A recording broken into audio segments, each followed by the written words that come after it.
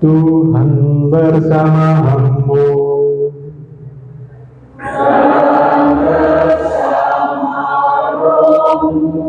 Inilah Injil suci menurut Santo Matius.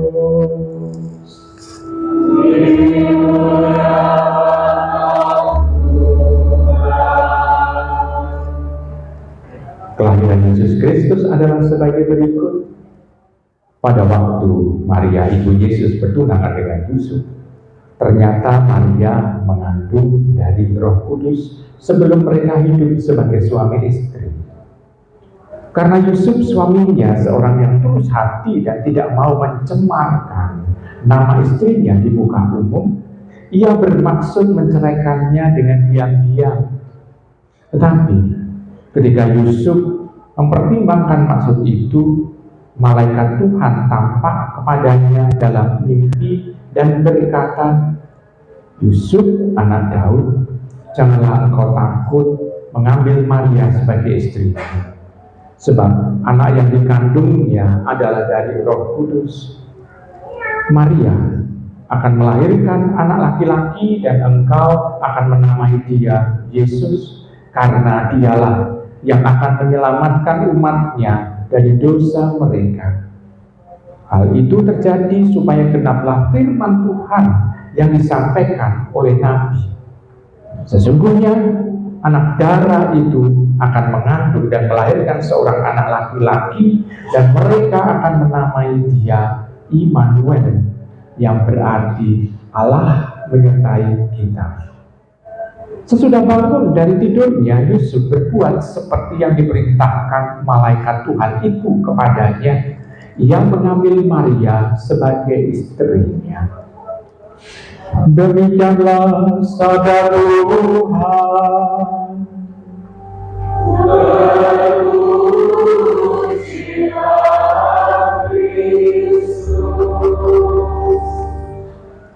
Ibu, bapak, saudari-saudara terkasih dalam Tuhan, kita mencoba untuk membandingkan dari Injil Lukas dengan Injil Matius soal keluarga Tuhan Yesus. Kalau di dalam Injil Lukas, kita tahu malaikat yang menampaki Bunda Maria yang sama dengan yang menampaki Zakaria, suami dari Elisabet, saudara dari Bunda Maria, yakni malaikat Gabriel. Nah, sekarang malaikat yang menemui Yusuf di dalam mimpi namanya siapa? Halo? Namanya siapa? Nggak tahu, karena menginjil hanya menyebut malaikat Tuhan. Kalau di dalam Injil Lukas, malaikat mengatakan bahwa kepada Maria, engkau akan mengandung karena Roh Kudus. Sedangkan kalau di dalam Injil Matius ini, pengetahuan mengenai Maria mengandung dari Roh Kudus itu diceritakan oleh Matius tanpa ada percakapan antara malaikat dengan Bunda Maria. Karena alasannya, kalau Injil Lukas menekankan Maria, sedangkan kalau Injil Matius lebih menekankan aspek Yusufnya. Yusuf. Nah, Ibu Bapak, kenapa Yusuf dipilih oleh Tuhan, oleh Allah menjadi pamomong atau yang menjadi istilahnya itu orang tua secara administratif di dalam kehidupan orang-orang Yahudi dan yang mendidik Tuhan Yesus? Kenapa yang dipilih Yusuf? Karena di sana tampak kualitas kepribadian Yusuf itu luar biasa. Dia ingin menyelamatkan dan membantu Bunda Maria saat tahu Bunda Maria itu, Bunda kita ini hamil. Dia mau pergi. Supaya apa? Supaya yang disalahkan itu Yusuf, bukan Maria. Yang disalahkan Yusuf. Jadi dia ingin supaya Bunda Maria terlindungi atas tindakan dia, dan Bunda Maria bisa karena sudah hamil. Pikiran Yusuf sederhana, berarti Bunda Maria mempunyai laki-laki yang dia cintai, maka Yusuf itu mengalah. Jadi kita bisa melihat pribadi Yusuf seperti itu. Dan kita tahu pada saat Yusuf mendidik Tuhan Yesus, kualitas kepribadian Tuhan Yesus tampak nyata. Dewasa betul. Padahal bukan orang pinter dalam arti menghabiskan sekolah. Bukan ahli dalam hal pengetahuan Yusuf. Tapi justru dipilih oleh Tuhan.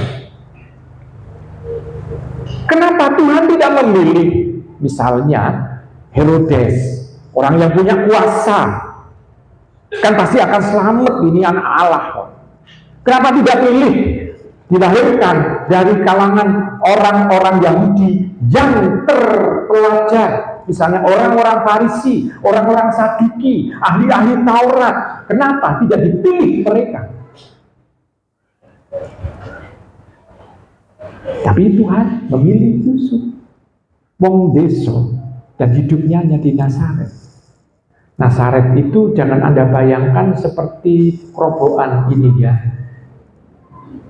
Tetapi zaman Tuhan Yesus, Nazaret itu hanya dihuni oleh orang Nazaret, jumlahnya hanya 70 kakak. Kalau 70 kakak itu sak RT atau sak RW atau sak kelurahan. Sak RT. Tetapi itu menjadi satu kota, sak kota Nazaret penghuninya. Sehingga kelihatan orang-orangnya ini sopo wae. Serawungnya yo neng kono.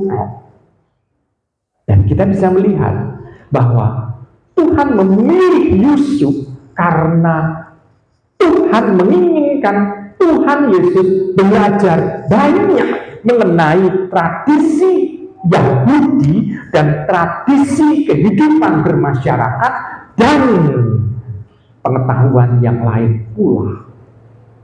Belajar dari Yusuf. Sekolah itu pada zaman Tuhan Yesus hanya ada di sinagoga.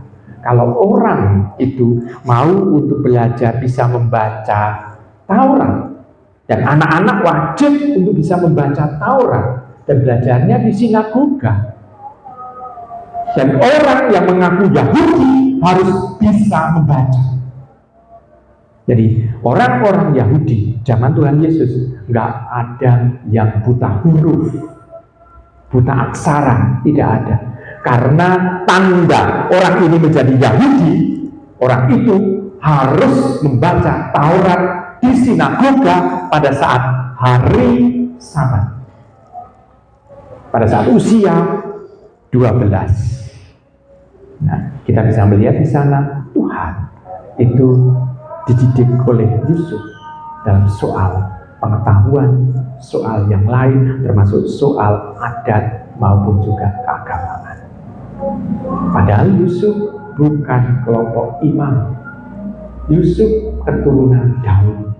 Kalau kelompok imam itu kan keturunan Lewi, suku Lewi. Sedangkan kalau Daud suku Yehuda. Nah, kita bisa melihat berbeda. Tetapi Tuhan Yesus menguasai Taurat. Nah, kita bisa melihat ini perbedaannya.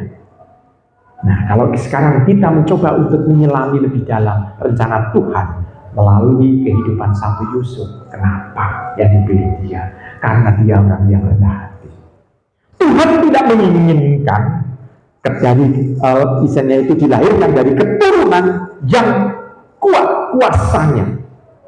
Karena kalau seandainya Tuhan Yesus itu dilahirkan dari keluarga Herodes, apakah bisa rendah hati? Pasti kebangsawanannya akan dipakai untuk apa? Untuk mewartakan. Tapi juga dengan keras, karena Herodes punya tentara. Kalau dia sebagai anak dari raja, pasti akan ada pengawal yang mendampingi. Tidak akan bisa begitu. Tuhan juga tidak dilahirkan dari ahli Taurat atau orang-orang Farisi atau orang-orang Saduki. Kenapa? Karena tidak hanya mau untuk menguasai Taurat dalam arti pengetahuan saja, namun melalui Santo Yusuf Tuhan diajari untuk menghidupi kitab suci, sehingga orang melihat dalam kehidupan Tuhan Yesus itu, orang melihat Taurat berjalan, orang melihat Tuhan ada di sana. Jadi tidak hanya sekedar minteri orang, karena kita tahu zaman Tuhan Yesus orang-orang Farisi dan ahli Taurat pinternya cuma minteri orang lain, tetapi untuk menghidupi mereka bisa dikatakan nol besar. Maka Tuhan itu sengaja memilih Santo Yusuf. Berarti kita tahu alasan Tuhan memilih Santo Yusuf untuk seperti itu. Nah, sekarang kalau bacaan Injilnya berbicara seperti itu, bacaan Injil ini berbicara apa untuk kita? Ibu, bapak, saudari-saudara kasih dalam Tuhan, saya mau tanya dulu kepada panjenengan, pernah nggak mengeluh, kok aku orang duwe yo, kok aku uripe sengsara yo, kok lebih enak mereka yang misalnya koruptor atau orang-orang yang nggak jujur, kok hidupnya kayaknya kok lebih nyaman ya? Pernah nggak ngomong seperti itu dalam hati? Kok kita itu dilahirkan dan harus hidup dengan sederhana? Pernah berpikir seperti itu? Nah, ibu, bapak, saudara-saudari yang terkasih, kita harus mempunyai semangat seperti yang dimiliki oleh Santo Yusuf itu. Yang dipilih Allah bukan karena dia punya kuasa, bukan karena pintar, bukan karena punya kemewahan, kemegahan, tidak, tetapi kesederhanaan. Karena justru dalam kesederhanaan itu Allah yang hadir bisa dirasakan. Nah, maka kita bisa bertanya dalam diri kita sendiri, apakah betul dalam kesederhanaan yang kami punya ini, kami bisa merasakan Allah yang hadir dalam kehidupan kami? Bisa bertanya dalam diri kita, sehingga kita bisa lebih menghidupi Tuhan yang hadir. Karena ditampakkan di sana Yusuf dan Maria itu sebagai Israel yang baru pulang. Israel artinya apa? Kata Israel, El jelas, Elohim, Allah atau Allah ya. Lalu yang depannya maksudnya yang bergulat bersama dengan Allah. Arti kata Israel baik kan? Baik kan? Artinya itu baik kan?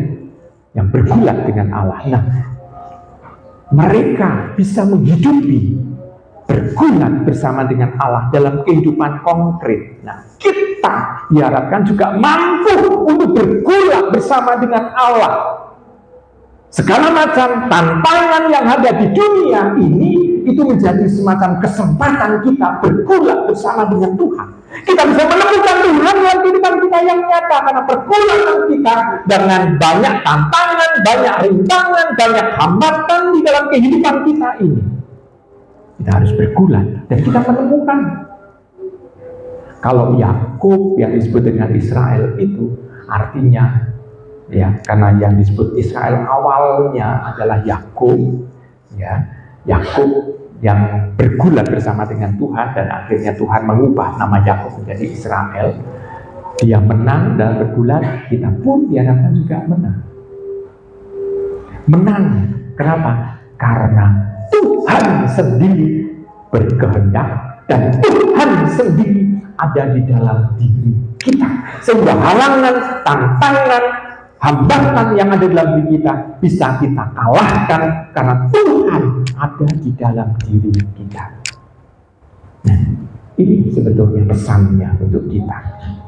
Sehingga kita tidak hanya mengenal Santo Yusuf, tapi juga kehidupan sebagai anak-anak Allah yang sungguh-sungguh itu kita resapi.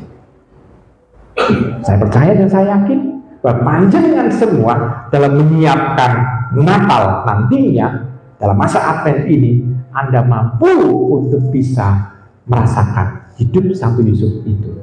Dan Santo Yusuf itu bisa dikatakan dia adalah yang bahagia. Dia yang juga menginspirasi kita.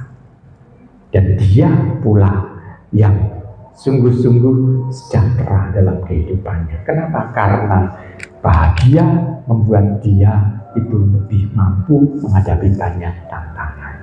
Kalau orangnya kerap mengeluh, malah kerap kena sakit. Dan sakitnya pun tidak sembuh-sembuh. Karena apa? Karena dia tidak imun dengan dirinya sendiri. Nah, Yusuf mengajari kita untuk itu. Selamat merenungkan.